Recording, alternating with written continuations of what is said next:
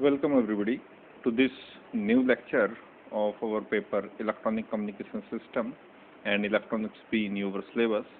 So today we will continue our discussion over single sideband system SSB, the SSB SC transmission, and then if we get some time, then continue to next topic, continue to discussion over our next topic, that is frequency modulation. So outline of today's lecture is about the advantages and disadvantages of single sideband transmission. Okay, advantages and disadvantages of single sideband transmission, and then go to the next topic, the frequency modulation. Okay, same as we studied the amplitude modulation phenomena, in the same way we start to discussion or continue to discuss about new phenomena of modulation, that is frequency modulation. Okay, so because in the beginning of this book we have mainly three parameters in which we are dealing with this book. The first one is the amplitude, the second one is the frequency of carrier wave, and the third one is the phase of the carrier wave. So here we will continue that discussion over frequency modulation. Okay, तो इससे पहले वाले lecture में हम बात कर रहे थे फेज कैंसिलेशन मेथड के और उसके एडवांटेजेस एंड डिसएडवांटेजेस के बारे में हमने बात की थी। यहाँ हम बात करेंगे advantages and disadvantages of single sideband transmission. Single sideband transmission के क्या एडवांटेजेस हैं और क्या डिसएडवांटेजेस हैं। देखिए, डिसएडवांटेजेस की अगर जहाँ तक बात की जाए तो डिसएडवांटेजेस यहाँ बहुत कम होंगे। कारण ये है क्योंकि डिसएडवांटेजेस हम जो ये प्रोसेस हम पढ़ रहे हैं, सबसे पहले हमारे पास अनमोडुलेटेड वेव थी, उसको हमने मॉडुलेटेड वेव में किया, फिर उसको हमने एम्पलीट्यूड मॉडुलेट किया। एम्पलीट्यूड मॉडिफिकेशन के बाद या एम्पलीट्यूड मॉडुलेशन के बाद जो हमारे पास वेव थी वो एक्चुअली उसमें जो फ्रिक्वेंसीज थी या हम कहें फ्रिक्वेंसी बैंड्स थे, वो तीन तरह की फ्रिक्वेंसी बैंड थे। The first one is the carrier band, the one is the lower sideband and second other is the upper sideband। तो वहाँ जो एनर्जी का कंजप्शन था वो करियर बैंड बहुत ज़्यादा एनर्जी को कंजप्ट कर रहा था और उसमें कोई इन्फॉर्मेशन भी नहीं था। उस डीमेरिट को हमने ओवरकम किया और उससे फिर नया जो सिस्टम हम लेके आए, that is known as DSBSC, the double sideband suppressed carrier system. Okay, वहाँ से हमने कहा कि भाई करियर को हटा दीजिए, चूंकि करियर में कोई इन्फॉर्मेशन तो है नहीं, ये जो करियर वाला इस सिग्नल इस बैंड में कोई इन्फॉर्मेशन तो थी नहीं, तो हमने कहा इसको यहाँ से सप्रेस्ड कर दीजिए। और अब हमारे पास इसको सप्रेस्ड होने के बाद यहाँ हमारे पास केवल ये डबल साइडबैंड बचे हैं, तो ये मेथड कहलाया DSBSC, double sideband suppressed career. Okay, और उसके बाद जो एक फिर इम्प्रूवमेंट जब किया गया कि भाई इस बैंड में भी वही इंफॉर्मेशन है जो कैरी करता है ये वाला बैंड, यानी ये दोनों वाले ये जो दो बैंड हैं ये आइडेंटिकल इंफॉर्मेशन को कैरी करते हैं। इसका मतलब ये हुआ कि अगर एक भी बैंड को हम इंफॉर्मेशन कन्वे करने के लिए यूज करते हैं, पास करते हैं, तो वही इंफॉर्मेशन ये लेके जाएगा, वही इंफॉर्मेशन ये लेके जाएगा, क्योंकि आइडेंटिकल इंफॉर्मेशन कैरी करते हैं। तो इस कारण जो नया सिस्टम हमारे पास है, that is known as SSBSC, the single sideband suppressed carrier, that is known as single sideband suppressed carrier. तो ओवर जितने हमारे पास डीमेरिट्स थी सिस्टम की वो तो हम ओवरकम पहले ही कर चुके हैं, लेकिन इसके बाद भी तो जाहिर सी बात है कि जो SSB ट्रांसमिशन है, जो सिंगल साइडबैंड ट्रांसमिशन है, वहाँ मेरिट्स ज़्यादा होंगी और डीमेरिट्स चूँकि हम ओवरकम करते हुए आ रहे हैं ऑलरेडी, तो वहाँ डीमेरिट्स कम होंगी। तो first advantage is here about single sideband transmission. अगर हम इंफॉर्मेशन, सिग्नल या मैसेज को कन्वे करने के लिए सिंगल साइड बैंड सिस्टम का यूज करते हैं, सिंगल साइड बैंड ट्रांसमिशन को यूज करते हैं। तो इसके जो एडवांटेजेस हैं वो कुछ इस तरह के होंगे। The first advantage here is the requirement of bandwidth in SSB transmission is half than in DSB-SC। Okay, जो बैंडविड्थ का रिक्वायरमेंट है, मैं यूज कर रहा हूँ, वैसे तो बैंडविड्थ जितनी बड़ी हो उतना अच्छा है, लेकिन रिक्वायरमेंट की बात हो रही है, रिक्वायरमेंट की बात हो रही है। ये ऐसा नहीं कि इसकी बैंडविड्थ कम है, नहीं, ये मुद्दा नहीं है, मुद्दा है रिक्वायरमेंट का। ये SSB transmission half of bandwidth use करता है with as compare to DSB-SC। क्योंकि इसमें DSB-SC में दो सिग्नल ट्रेवल करते हैं, लोअर साइड बैंड और अपर साइड बैंड। इसमें केवल एक ही है, या तो लोअर साइड बैंड पास होगा या तो फिर अपर साइड बैंड होगा। पास बैंड जो हमारे पास बैंड पास फिल्टर है, जो फिल्टर मेथड में हमने यूज किया, तो इसके लिए जो रिक्वायरमेंट है किसका, बैंडविड्थ का, SSB ट्रांसमिशन के लिए वो ठीक आधा है, हाफ है, किससे, DSB-SC से। तो ये बहुत बड़ी बात है। Thus, twice the number of channels can be accommodated in a given frequency spectrum through the use of SSB system। तो double number of channels accommodate हो सकते हैं एक साथ, जबकि DSB-SC में वो एक ही। अगर ये DSB-SC में हम 10 चैनल को किसी बैंडविड्थ में कन्वे कर सकते हैं, 10 चैनल की फ्रीक्वेंसी को कन्वे कर सकते हैं, तो यहाँ 20 चैनल की फ्रीक्वेंसी को हम कन्वे कर सकते हैं, क्योंकि रिक्वायरमेंट बैंडविड्थ की आधी है। In other words, double the number of stations can be accommodated on the same band. Double number of channel can be accommodated. Okay. The second advantage about single sideband system or SSB system is in SSB system no carrier is transmitted. कोई career transmit होता नहीं। आपको पता है DSB-SC जब हमने use किया वहीं से हमने इस बात को क्लियर किया कि यहाँ कोई कैरियर तो ट्रांसमिट नहीं हो रहा है, and therefore possibility of interference with other channel is avoided. इसलिए जो इंटरफेरेंस की पॉसिबिलिटी है वो समाप्त हो जाती है। The improvement in the signal to noise ratio, अभी हम इस टॉपिक पे नहीं आए हैं, इसको हम अभी स्टडी करेंगे, लेकिन फिर भी आप फॉर द टाइम बीइंग आप इसको समझ लीजिए कि the improvement in signal to noise ratio is from 10 to 12 decibel, 10 to 12 decibel at the receiver output, over that in double sideband system noise to ratio is from 10 to 12 decibel at the receiver output, over that in double sideband system। Okay, SSB system, the next one is SSB system eliminates the possibility of distortion due to selective fading।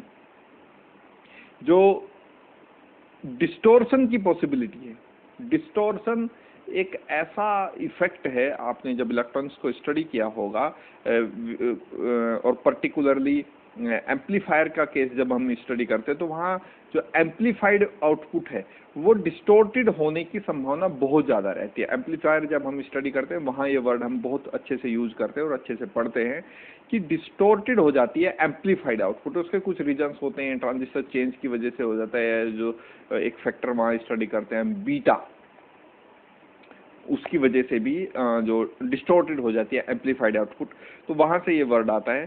तो SSB system में जो distortion की possibility है वो selective fading के कारण कम हो जाती है, या एलिमिनेट्स भी आप उसे कह सकते हैं, एलिमिनेट्स हो जाती है।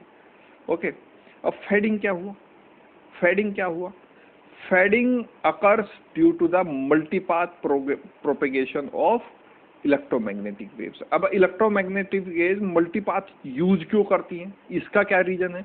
मल्टीपाथ इसलिए यूज करती हैं because radio waves at the same frequency में ट्रेवल टू पाथ्स। इसको हम मल्टीपाथ कहते हैं कि रेडियो वेव्स सेम फ्रीक्वेंसी की रेडियो वेव अलग अलग रास्ते पे ट्रेवल करते, इस फिनोमिना को हम कहते हैं मल्टीपाथ। और मल्टीपाथ प्रोपेगेशन ही कारण बनता है किसका, फेडिंग का। बात आ रही है समझ में? यानी जो SSB ट्रांसमिशन में डिस्टोर्शन की जो पॉसिबिलिटी है वो बिल्कुल एलिमिनेट करता है। और एलिमिनेट क्यों करता है? Due to selective fading. अब फेडिंग क्या हुआ? Fading occurs due to multipath propagation of electromagnetic waves. अब मल्टीपाथ प्रोपगेशन क्या होता है? रेडियो वेव्स जो हमारे पास इलेक्ट्रोमैग्नेटिक वेव्स जिन्हें हम कह रहे हैं, radio waves at the same frequency, एक ही फ्रीक्वेंसी की रेडियो वेव्स, एक ही फ्रीक्वेंसी पर radio waves may travel two paths, दो पाथ पे ट्रेवल कर सकती है, which may be of different length. ऐसा हो सकता है कि वो जो दो पाथ वो ट्रेवल कर रही हैं वो डिफरेंट लेंथ्स के हों, which may be of different lengths, so that signals received by these paths may be of unequal strength and phases। ये हो सकता है, resulting in fading। in selective fading, जब हम selective fading करते हैं, ये रिजल्ट फेडिंग का है। समझ में आ रही है?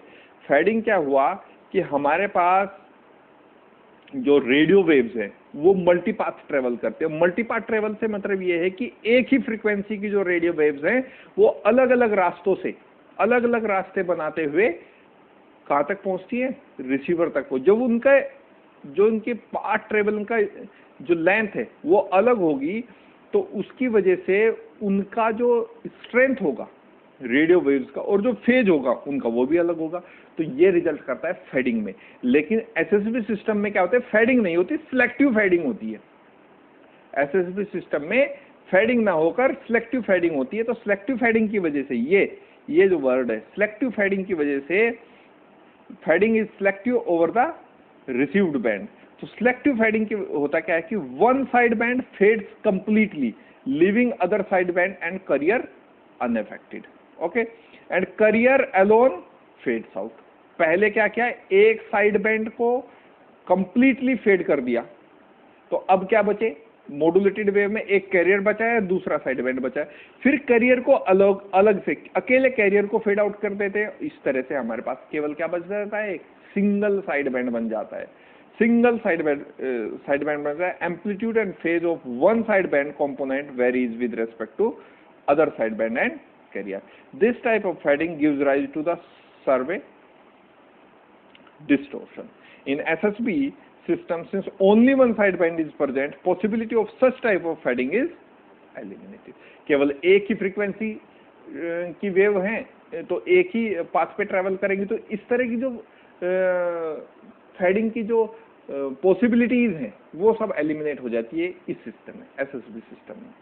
यानी यहाँ जो फिनोमेना हो रही थी, यहाँ जो प्रॉब्लम थी फेडिंग की, वो ये थी कि एक ही फ्रीक्वेंसी की रेडियो वेव्स अलग अलग रास्तों से ट्रेवल करके रिसीवर तक पहुंच रही थी। इससे क्या हो रहा था? जो स्ट्रेंथ ऑफ द सिग्नल है और जो फेज है उनके डिफरेंट हो रहे थे। तो उससे बचने के लिए एसएसबी सिस्टम ने यूज किया ये method, selective fading. Selective fading क्या करता है? पहले हमारे पास मॉड्यूलेटेड वेव आई, मॉड्यूलेटेड वेव से उसने एक साइड बैंड को फेड आउट कर दिया, फिर कैरियर को अलग से फेड आउट कर दिया। अब हमारे पास केवल एक सिंगल साइड बैंड बचा है, और सिंगल साइड बैंड की वजह से जब केवल in SSB system only one side band is present, possibility of such fading is eliminated. तो जब एक ही साइड बैंड बचा है हमारे पास, तो एक ही फ्रीक्वेंसी बची। लोअर साइड बैंड में same frequency, upper side band में सेम फ्रीक्वेंसी। इनमें से कोई एक साइड बैंड फेड आउट कर दिया और कैरियर तो पहले से ही फेड आउट है।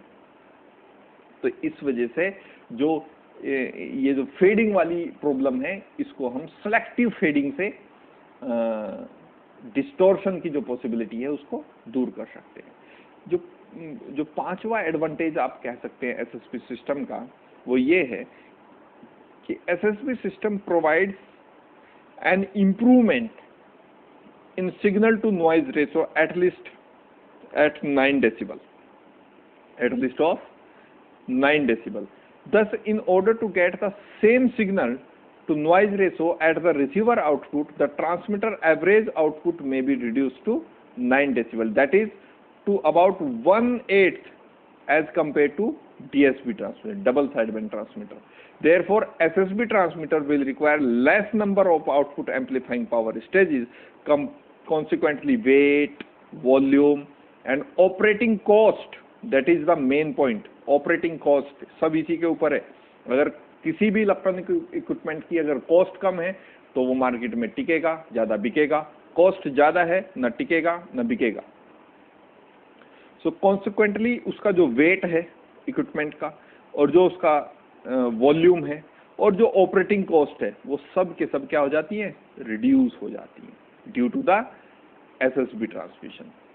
ओके, ये इसके एडवांटेजेस हैं एसएसबी सिस्टम के। अब इसका डिसएडवांटेज क्या है, क्यों एसएसबी सिस्टम को हम फ्रिक्वेंटली यूज नहीं कर पाते? The major disadvantage of SSB system is that the transmitter and the receiver become more complex and performance required is higher, is of high standard। जो मेजर डिसएडवांटेज है SSB system का वो ये है कि रिसीवर का जो सर्किट है वो बहुत कॉम्प्लेक्स हो जाता है, और जो परफॉर्मेंस का रिक्वायरमेंट है वो बहुत हाई स्टैंडर्ड्स हो सकते हैं। यानी because of complexity and cost of SSB receiver, SSB receiver here is because of complexity and cost of SSB receiver, this system is not used for commercial broadcasting if it finds used in other fields such as, तो cost बहुत ज़्यादा है, और जो commercial broadcasting है उसमें हम इसका यूज नहीं कर पाते बिकॉज ऑफ कॉम्प्लेक्सिटी। पहला फैक्टर है कॉम्प्लेक्सिटी, कॉम्प्लेक्स हो जाता है बहुत सर्किट, और cost of SSB receiver. This system is not used in commercial broadcasting. Commercial broadcasting में हम इसको यूज नहीं। कमर्शियल ब्रॉडकास्टिंग का मतलब है कि टीवी सिग्नल की ब्रॉडकास्टिंग, रेडियो सिग्नल की ब्रॉडकास्टिंग, मोबाइल टेलीफोनिक जो ब्रॉडकास्टिंग आप उसे कह सकते हैं, उस तरह कमर्शियल जो ब्रॉडकास्टिंग है वहां हम उसको यूज नहीं कर पाते। It finds use in some other field such as, इस तरह के फील्ड्स में हम इसको यूज देखते हैं।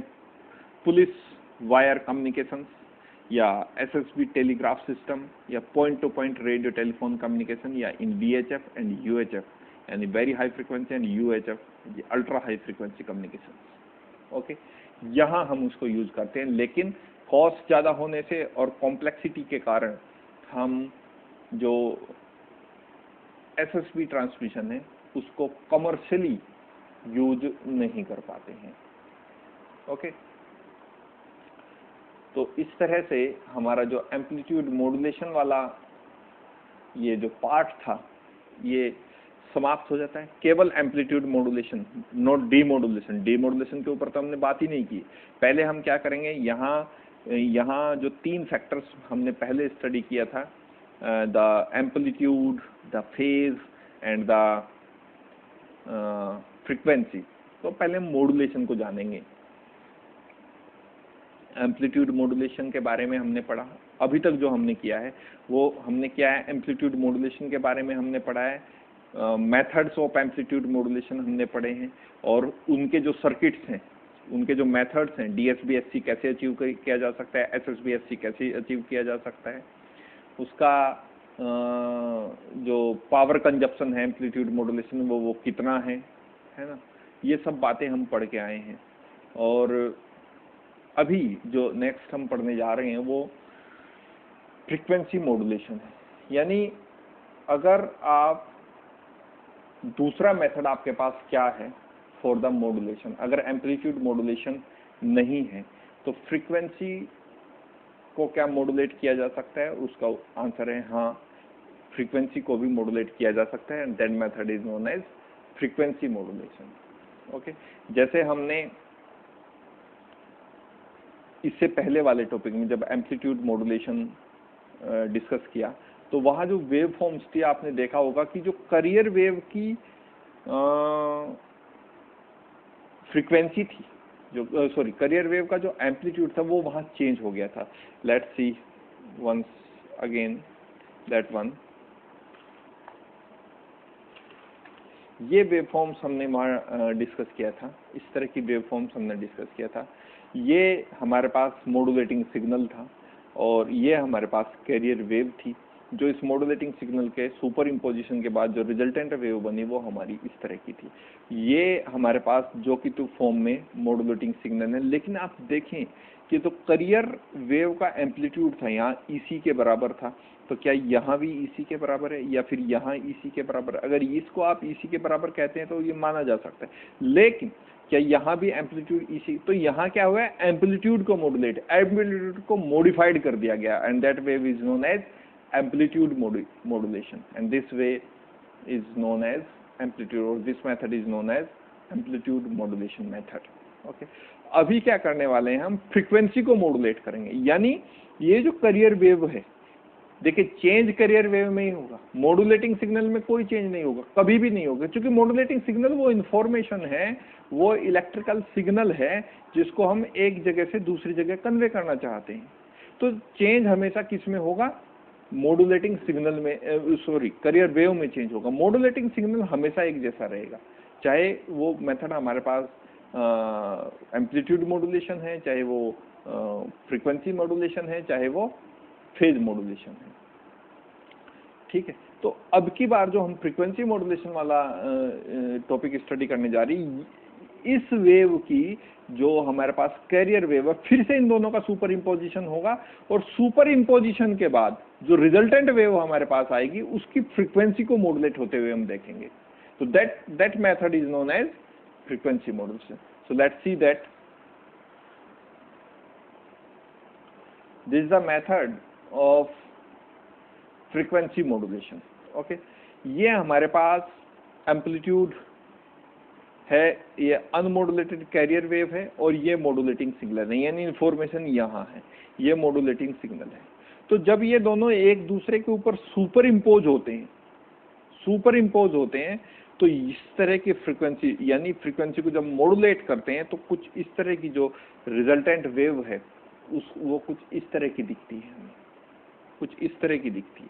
आप ये देख रहे होंगे यहाँ जो फ्रीक्वेंसी है, जब इसका सिग्नल अपने हायर एम्पलीट्यूड को टच करता है, मॉड्यूलेटिंग सिग्नल का जो एम्पलीट्यूड है अपने हाई पीक पॉइंट को टच करता है, तो ये इसके कोरोस्पोंडिंग जो करियर वेव की फ्रीक्वेंसी है वो बढ़ जाती है। करिए यहाँ देखिए, यहाँ फ्रीक्वेंसी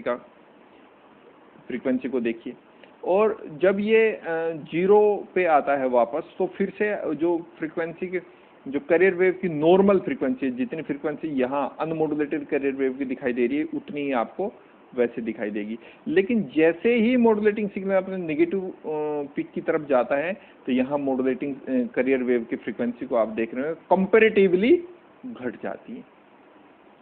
तो इस तरह की जो वेव है या इस तरह की जो फिनोमिना है उसको हम बोलते हैं frequency modulated wave. This is the resultant wave known as frequency modulated wave.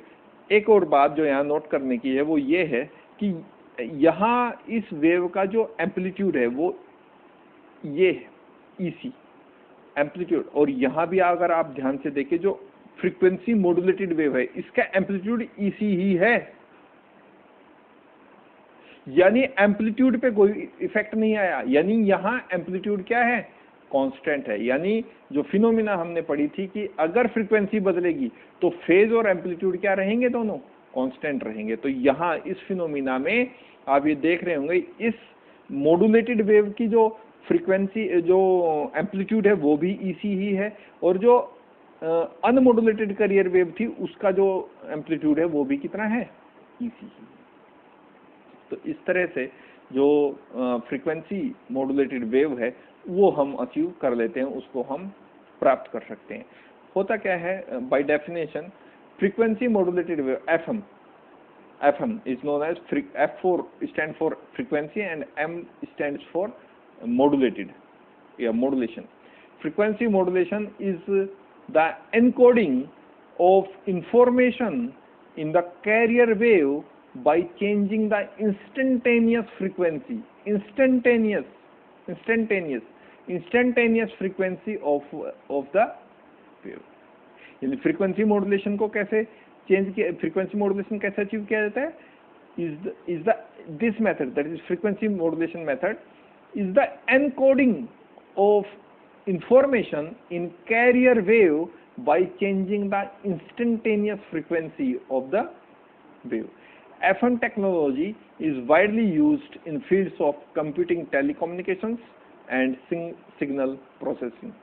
Okay, the amount of deviation in the frequency is proportional to the amplitude of the signal. जितना भी डेविएशन होगा इस frequency में वो इस amplitude के proportional, जो बात मैंने आपको अभी डिस्कस की कि अगर एम्पलीट्यूड 0 है तो फ्रीक्वेंसी नॉर्मल है, लेकिन एम्पलीट्यूड जैसे ही इस मॉड्यूलेटिंग सिग्नल, और किसका amplitude, carrier modulated, unmodulated carrier wave या carrier wave, simply you can say that carrier wave का एम्पलीट्यूड से कोई इफेक्ट नहीं आना, करियर वेव के एम्पलीट्यूड पे ध्यान ही नहीं देना। जो फ्रीक्वेंसी में चेंज आएगा किसकी, मॉड्यूलेटेड वेव की, जो एफएम वेव की फ्रीक्वेंसी में चेंज आएगा वो आएगा with respect to the amplitude of modulating signal. That is the tag line of FM modulation. Frequency modulation की टैग लाइन है, जैसे जैसे सिग्नल का एम्पलीट्यूड बदलेगा वैसे वैसे फ्रीक्वेंसी मॉड्यूलेटेड वेव की फ्रीक्वेंसी भी बदलेगी in accordance to the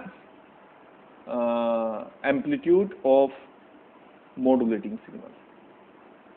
Okay, so the amount of deviation in frequency is proportional to the amplitude of the signal, while the rate is determined by the frequency modulation rate is determined by the frequency of modulation source.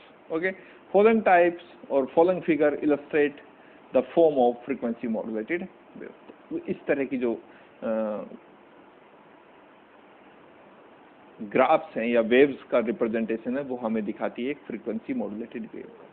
तो जो modulated wave की frequency है वो change होती है in accordance to the amplitude of modulating signal, in accordance to the amplitude of modulating signal. यहाँ देखिए modulating signal का एम्पलीट्यूड 0, फ्रीक्वेंसी सेम। जैसे जैसे मॉड्यूलेटिंग सिग्नल का, क्योंकि इंफॉर्मेशन कहाँ है, यहाँ है मॉड्यूलेटिंग सिग्नल में। करियर वेव में कोई इंफॉर्मेशन नहीं है, करियर वेव में कोई इंफॉर्मेशन नहीं है। करियर वेव तो एक मेथड है, एक तरीका है, एक व्हीकल है to travel this signal, this information, this message, modulating signal. इसको लेके जाना है, और किसके द्वारा लेके जाना है, इसके द्वारा लेके जाना है, इस पर बिठा के लेके जाना है, इसकी सवारी करके जाना है अनमॉड्यूलेटेड करियर वेव की। लेकिन जो मॉड्यूलेटेड, अब ये दोनों सुपर इम्पोज जब होते हैं एक दूसरे के ऊपर, तो जो मॉड्यूलेटेड वेव है वो कहलाई फ्रीक्वेंसी मॉड्यूलेटेड वेव, वो कहलाई फ्रीक्वेंसी मॉड्यूलेटेड वेव। अब इसमें चेंज होगा according to this modulating signal. कैसे चेंज होगा, जब एम्पलीट्यूड मॉड्यूलेटिंग सिग्नल का 0, फ्रीक्वेंसी में कोई चेंज नहीं। जैसे जैसे मॉड्यूलेटिंग सिग्नल का एम्पलीट्यूड बढ़ता है तो आप यहां देख सकते हैं कि इस मॉड्यूलेटेड वेव की फ्रीक्वेंसी भी बढ़ती है। जब ये अपने पीक पर होता है तो यहाँ देखिए ये भी अपने पीक पर होती है, फ्रीक्वेंसी भी अपने पीक को अचीव कर रही होती है। वापस जब ये 0 की तरफ आता है तो आप ये देखिए फिर से नॉर्मल हो जाती है according to this frequency is normal to this frequency. और फिर से जब ये नेगेटिव की तरफ जाता है तो you can see here the frequency is also decreasing. So in accordance to the amplitude of modulating signal, the frequency of modulated wave is changing. Okay. Let's see some mathematical description of amplitude modulated wave. Okay. So analysis of FM के बारे में हम discuss करेंगे। What is the analysis of FM wave? ये mathematical description है उन्हीं waves का, उन्हीं फिगर्स का जो अभी हम स्टडी करते हैं। ये केवल एक मैथमेटिकल तरीका है, फिगर वाइज आप उसको वैसे भी समझ सकते हैं, ऐसे भी समझ सकते हैं। मैथमेटिकल जो डिस्क्रिप्शन है वो हमें एक एग्जैक्ट आइडिया या एग्जैक्ट अमाउंट, एग्जैक्ट फिगर देते हैं, बस। मैथमेटिकल डिस्क्रिप्शन का केवल इतना ही अंतर है। बाकी जो समझने लायक चीजें हैं वो हमें वेव्स समझा देती हैं। कि कैसे कौन सा इंफॉर्मेशन हमें कन्वे करना है, किस तरह से वो जाना है, क्या क्या वो चेंजेस होंगे। तो चेंजेस एक्चुअली कहाँ होना है, कैरियर की फ्रीक्वेंसी में होना है, कैरियर वेव की फ्रीक्वेंसी। और कहीं आपको एम्पलीट्यूड में चेंज दिखा, आपको फेज में चेंज दिखा? नहीं दिखा। चेंज कहाँ दिखा आपको मॉडिफिकेशन जो दिखा है वो कहाँ दिखा है, मॉडिफिकेशन दिखा है आपको जो कैरियर वेव है उसकी फ्रीक्वेंसी में, यही तो दिखा। यहां देखिए, ये जो कैरियर वेव है, ये वेव, इसकी फ्रीक्वेंसी में ही तो चेंज दिख रहा है आपको। क्या एम्पलीट्यूड में आपको चेंज दिख रहा है? इस एम्पलीट्यूड में कोई चेंज दिख रहा है? नहीं दिख रहा है। तो एक्चुअली यही मैथमेटिकल डिस्क्रिप्शन करना है हमें। इसकी फ्रीक्वेंसी जो मॉड्यूलेटेड वेव है, अनमॉड्यूलेटेड नहीं, अनमॉड्यूलेटेड वेव की फ्रीक्वेंसी में कोई चेंज नहीं है। यहाँ देखिए, यहाँ सेम, यहाँ सेम, यहाँ सेम, यहाँ सेम, यहाँ सेम, और जहां तक भी आगे टाइम के साथ ट्रेवल करेगी तो इसकी फ्रीक्वेंसी क्या रहेगी, सेम रहेगी, और एम्पलीट्यूड भी क्या है, सेम। यानी जो अनमॉड्यूलेटेड वेव है वो उसका कांस्टेंट एम्पलीट्यूड है, कांस्टेंट उसकी फ्रीक्वेंसी है, कांस्टेंट उसका फेज है। और जो ये चेंज आया है ये किसके कारण आया है, इस मॉड्यूलेटिंग सिग्नल के कारण चेंज आया है। और किस में चेंज आया, अब चेंज जो आया वो किस में आया, कैरियर वेव में। और किस पैरामीटर में चेंज आया, पैरामीटर में चेंज आया फ्रीक्वेंसी में। यानी जो फ्रीक्वेंसी थी अनमॉड्यूलेटेड वेव की वो अब बदल जाएगी, और किसके अकॉर्डेंस में बदलेगी, इन अकॉर्डेंस टू द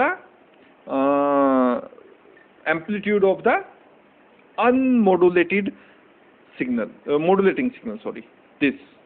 तो यही फिनोमिना हमें मैथमेटिकली डिस्क्रिप्ट करके बताना है। मैथमेटिकली हम क्या डिस्क्रिप्ट कर रहे हैं, मैथमेटिकली हम अमाउंट ऑफ मॉडिफिकेशन बताएगा, अमाउंट ऑफ मॉड्यूलेशन बताएगा, बस इतना काम है। वो एग्जैक्ट एक फिगर दे देगा, हाँ भाई 50%, 20%, 30%, 100%, कितना परसेंट ऑफ मॉड्यूलेशन होगा, किस वे में होगा। मैथमेटिकल डिस्क्रिप्शन का केवल इतना अंतर है। समझने लायक जो बातें हैं वो यहाँ से भी समझ आ सकती हैं। Okay, so let's do some mathematics. तो हमारे पास इस तरह की एक एफएम वेव है, और उसका जो मॉड्यूलेटिंग सिग्नल है उसको हम कुछ इस तरह से रिप्रेजेंट करते हुए आ रहे हैं। क्योंकि हमने जब एम्पलीट्यूड मॉड्यूलेशन को रिप्रेजेंट किया तब भी हमने उसको इसी तरह से रिप्रेजेंट किया था। Say the modulating signal is equals to EM is the peak amplitude of the modulating signal cos omega mt। से this is equation number first. ये वो इंफॉर्मेशन है, ये वो इलेक्ट्रिकल सिग्नल है जो माइक्रोफोन ने साउंड सिग्नल को इलेक्ट्रिक सिग्नल में बदलना है। ये वो इंफॉर्मेशन है, इसको कन्वे करना है। सारा का सारा झगड़ा इस इंफॉर्मेशन को कन्वे करने का है। This is equation number first. ये मैसेज कन्वे करना है हमें। अब मैसेज करने का है तो इस इक्वेशन में जो कांस्टेंट यूज हुए हैं उसको देख लेते हैं। EM क्या है, यहाँ पीक एम्पलीट्यूड है सिग्नल का, peak amplitude of the signal. Omega M क्या है, frequency of the signal voltage. Okay, the general expression of unmodulated carrier wave is this type, is equals to EC sine omega CT plus theta. इससे आप sign और cos से ज्यादा नहीं है, π/2 का फेज डिफरेंस होता है, चाहे आप साइन लिखे चाहे कॉस लिखे, वेव पे कोई इफेक्ट नहीं आता। तो जनरल एक्सप्रेशन जो अनमॉड्यूलेटेड कैरियर वेव का वो कुछ इस तरह से, और यहां तक की जो बात है वो सेम है, चाहे आप एम्पलीट्यूड मॉड्यूलेशन का केस स्टडी कर रहे हो या आप फ्रीक्वेंसी मॉड्यूलेशन का केस किया है। क्योंकि यहाँ तो केवल रिप्रेजेंटेशन है, भाई ये सिग्नल है, ये वो सामान है जो लेके जाना है, ये वो सवारी है जिससे लेके जाना है उस सामान को। यहाँ तक तो कोई भी चेंज नहीं था। आप एम्पलीट्यूड मॉड्यूलेशन का केस स्टडी करें, आपको सेम डेटा दिखेगा। ये रहा, ये वो इंफॉर्मेशन है जो हमें कन्वे करके जानी है। ये कौन सा मेथड है, एम्पलीट्यूड मॉड्यूलेशन मेथड है। ये वो इंफॉर्मेशन है EM equals to EM cos omega MT जो हमें लेके जानी है। और ये वो अनमॉड्यूलेटेड कैरियर वेव है जिसके थ्रू हमें इस इंफॉर्मेशन को एक जगह से दूसरी जगह कन्वे करना है, लेके जाना है। तो अब जो फ्रीक्वेंसी मॉड्यूलेटेड वेव है, अब इसमें क्या होगा, where quantity omega CT plus theta say this is phi t, and what is phi t is the total instantaneous phase of the function। so जो कैरियर वेव होगी वो कुछ इस तरह से लिखी जा सकती है, that EC equals to EC capital EC sine phi t। the instantaneous angular frequency is given by I for instantaneous, here I is stand for instantaneous. So d phi over d t, angular frequency अगर आपको निकालनी है तो आप क्या करेंगे, phase को time के रेस्पेक्ट में डिफ्रेंशिएट करेंगे। तो जब फेज, और फेज किससे दिया है, इससे, ये वाला फैक्टर, ये पूरा का पूरा। तो ये हमें फाई टी किसके द्वारा दिया गया है, phi t is equal to omega C t plus theta. तो यहाँ फाई टी की जब आप वैल्यू रखेंगे तो del over del t omega सी टी प्लस थीटा। इसका, इस पूरे फंक्शन को जब डेल बाई डेल टी के रेस्पेक्ट में डिफ्रेंशिएट करेंगे तो आप ये देख रहे होंगे कि यहाँ तो ओमेगा सी कैसे बिहेव करेगा, जैसे एक कांस्टेंट हो, और टी का जब डेल बाई डेल टी होगा तो 1 आ जाएगा, और थीटा का जब पार्शियल डिफरेंशिएशन होगा विद रेस्पेक्ट टू टू तो वो होगा 0। तो एक्चुअली ओमेगा सी टी प्लस थीटा का जो पार्शियल डिफरेंशिएशन है विद रेस्पेक्ट टू टी मुझे देता है ओमेगा सी। तो जो इंस्टेंटेनियस फ्रीक्वेंसी है, जो इंस्टेंटेनियस फ्रीक्वेंसी है, एंगुलर फ्रीक्वेंसी, वो एक्चुअली करियर वेव की फ्रीक्वेंसी है। ओमेगा सी क्या है, ओमेगा सी क्या है, यहाँ करियर वेव की तो फ्रीक्वेंसी है। तो एक्चुअली जो इंस्टेंटेनियस फ्रीक्वेंसी है, एंगुलर फ्रीक्वेंसी, वो करियर वेव की ही फ्रीक्वेंसी है। The instantaneous angular frequency of the frequency modulated wave can be written as omega I omega c plus kf em cos omega mt। इस तरह का change आएगा, इस तरह का चेंज आएगा फ्रीक्वेंसी में, इस तरह का चेंज आएगा। ओमेगा सी प्लस के F E m cos omega M t क्या है, ये वो सिग्नल है जिसको हम ट्रेवल करना चाहते हैं। तो इंस्टेंटेनियस फ्रीक्वेंसी में जो चेंज आएगा वो कुछ इस तरह का आएगा। इस तरह से हम उस चेंज को दिखा सकते हैं। सो वेर के एफ, ये के एफ क्या है, maximum variation in frequency for a given signal. ये वेरिएशन ऑफ फ्रीक्वेंसी को मुझे दिखाएगा, बहुत इंपॉर्टेंट फैक्टर है, आगे बहुत काम आने वाला है। जब वेव फॉर्म्स को हम स्टडी करेंगे फ्रीक्वेंसी मॉड्यूलेटेड वेव की, तब ये बहुत काम आने वाला है। तो इसको ध्यान रखेंगे आप। क्या है के एफ, क्या है या maximum variation in frequency. Omega i का फॉर्मूला ये आप जानते हैं, d phi t over d t. यहाँ से अगर मुझे फाई टी निकालना है तो ओमेगा आई डी टी को क्रॉस मल्टीप्लाई करके मुझे 0 से टी के बीच में इंटीग्रेट करना होगा। और ओमेगा आई की वैल्यू अब यहाँ कितनी है, ओमेगा सी plus K M E F cos omega M T into D T. जब मैं इसका इंटीग्रेशन करता हूँ with respect to T, so omega C plus के F E M cos omega M T D T, omega सी T का, omega C का D T के respect में इंटीग्रेशन होगा between the limits 0 to 2 gives me omega C T. K F E M इस factor का होगा cos omega M T का, तो मुझे देगा साइन ओमेगा एम टी, और ओवर ओमेगा एम तो वो ये रहा, प्लस एक इंटीग्रेशन कांस्टेंट लगेगा, उसको मैंने कहा थीटा नोट। इस इंटीग्रेशन कांस्टेंट को मैंने कहा theta naught. It is the initial phase which is neglected as it plays no role in the modulation process. चूंकि ये इनिशियल फेज है, और जब मैं फ्रीक्वेंसी मॉड्यूलेशन के बारे में बात कर रहा हूँ तो मुझे इनिशियल फेज या फिर जो फाइनल फेज है उससे कोई मतलब नहीं है, मुझे तो फ्रीक्वेंसी पे कंसंट्रेट करना है। तो एक्चुअली जो मॉडिफाइड फ्रीक्वेंसी है मेरे पास, जो फाई टी की वैल्यू आई है वो कुछ इस तरह की फॉर्म आई है। फाई टी की जो वैल्यू आई है, ये वाला फाई टी, ये वाला फाई टी, ये इसकी जो वैल्यू आई है वो कुछ इस तरह की। यानी जो फ्रीक्वेंसी में चेंज होगा, जो इस पूरे फैक्टर में चेंज होगा, वो कुछ इस तरह का चेंज होगा। ये मैथमेटिकली डिस्क्रिप्शन है। तो जो फाइनल मेरे पास एफएम वेव आएगी वो कुछ इस तरह की वेव होगी। FM wave can be written as this, E equals to EC sine omega CT plus KFEM over omega M sine omega MT से। This is equation number 6। और ये ठीक उसी प्रकार की वेव है जैसे हमने एम्पलीट्यूड मॉड्यूलेशन वाले फैक्टर में पढ़ा था। ये देखिए, ये यहाँ चेंज किस में था, E equal to EC 1 plus KM over EC cos omega MT cos omega CT। यहाँ चेंज किस में था, एम्पलीट्यूड में। तो एम्पलीट्यूड में EC, यहाँ डिनोमिनेटर में कौन है, एम्पलीट्यूड। और यहाँ चेंज किस में है, फ्रीक्वेंसी में। तो डिनोमिनेटर में कौन है, फ्रीक्वेंसी। सो ये है एफएम वेव की इक्वेशन। एक्चुअली ये वाली इक्वेशन ही है, ये वाली इक्वेशन ही, इक्वेशन नंबर 2 कहें या इक्वेशन नंबर 3 कहें। इक्वेशन नंबर 3 कहेंगे, ज्यादा अच्छे से समझ में आएगा, क्योंकि फाई टी का सीधी वैल्यू ये है, फाई टी की सीधी वैल्यू ये है। ये इस फाई टी की वैल्यू को थीटा नोट को नेग्लेक्ट करते हैं, हमें सीधे इक्वेशन नंबर 3 में पुट करनी है। तो आपके पास जो इक्वेशन आएगी वो आएगी EC equals to capital EC sine of this value. So देखिए यहाँ देखिए E equals to EC sine of this value. So omega CT plus KF EM over omega sine omega 2 represents frequency modulated wave. ये एक frequency modulated wave को represent करती है। तो जो नेक्स्ट लेक्चर होगा वो हम यहीं से स्टार्ट करेंगे। ये जो हमारे पास इक्वेशन नंबर 6 है, इसी को हम आगे इसे मॉड्यूलेशन इंडेक्स को कैसे कैलकुलेट करेंगे, या फिर आगे जो भी मैथमेटिकल कैलकुलेशन इसमें होनी चाहिए, जैसे हमने एम्पलीट्यूड मॉड्यूलेशन में भी किया था, और आगे जो मेथड्स हैं for the production of FM wave, वो हम सब डिस्कस करेंगे। So that's all for now and meet you into the next one. Till then, thank you.